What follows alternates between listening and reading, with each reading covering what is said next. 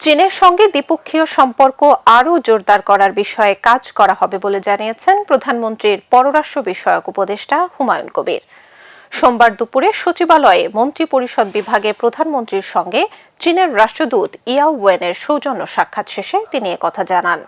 উপদেষ্টা বলেন, বৈঠকে চীনের প্রেসিডেন্ট শি জিনপিং এর পক্ষ থেকে প্রধানমন্ত্রী তারেক রহমানকে শুভেচ্ছা জানানো হয়েছে। হুমায়ুন কবির বলেন, বাংলাদেশ চীন সম্পর্ক ঐতিহাসিক এবং সময়ের ধারাবাহিকতায় তা আরও শক্তিশালী হয়েছে।